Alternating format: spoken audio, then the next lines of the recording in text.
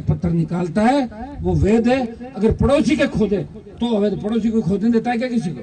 तुम्हें तो अवैध खनन काय का अवैध, सारी सरकारें अवैध चल रही है। ये सरकार कौन सी सही है?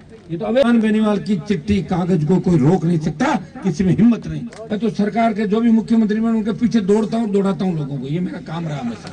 फिर भी काम करवा रहा हूँ। सारी सरकार खिलाफ है, देश के गृह मंत्री खिलाफ है, प्रधानमंत्री खिलाफ है, भजनलाल और पूरा मंत्रिमंडल खिलाफ है। बेरोजगार से तंग आके किसी किसान ने आत्महत्या करी। बाड़मेर में तेल, गैस, कोयला निकल रहा है। 90% रोजगार यहाँ के बच्चों को मिले। बाहर के लोग क्या मांग रहे हैं? जाइए आप यहाँ से, यहाँ के लोगों को मिले। ये कानून बने। बजरी, सोना, चांदी, तांबा, पेट्रोल, डीजल, गैस, आपका क्रूड ऑयल, ये तो ले लो सरकार।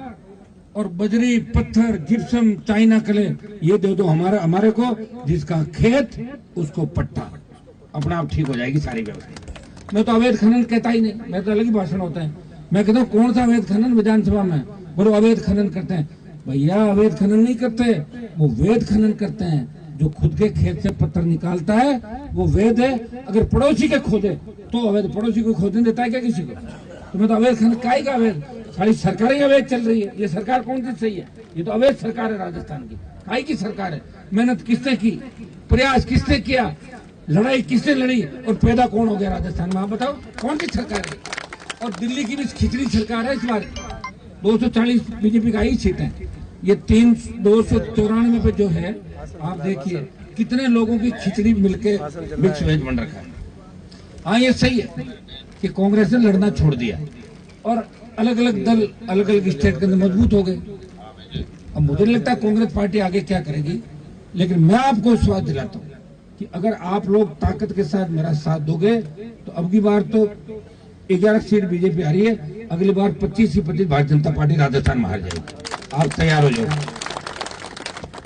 और उससे पहले विधानसभा का चुनाव आएगा।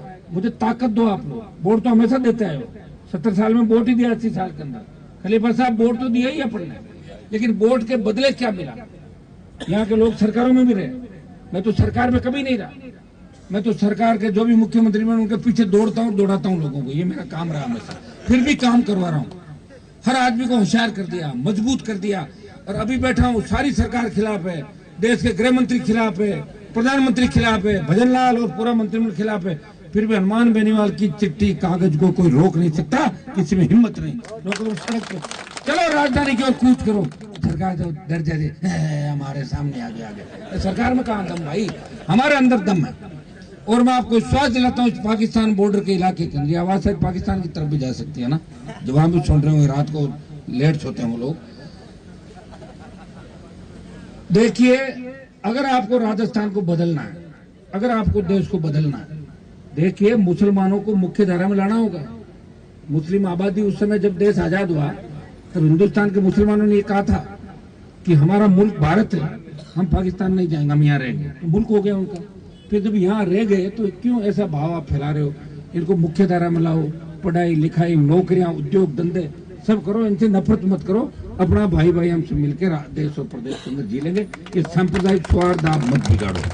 आप अगर बाड़मेर में मुझे ताकत दे दो, मैं विश्वास दिलाता हूँ कि बाड़मेर के अंदर जाट मुस्लिम मेघवाल एक हो गया तो बाड़मेर की 7 सीटें राष्ट्रीय लोकतांत्रिक पार्टी, जोधपुर की 8 सीट आरएलपी, मुसलमान जाट ऐसी होती, नागौर की 10, सीकर की 8, झुंझुनू की 7, बीकानेर की 5। मैं कह रहा हूँ तो भरतपुर पहुंचोगे ना तब तो 115-20 हो जाएगी। आज मैं फिर चित्तौड़ चलते जाऊँ ना, मैं तो कौन सी जानता हूँ भाई। और मैंने दोनों बार मुस्लिम उम्मीदवार भी लड़ाए। मेरे पास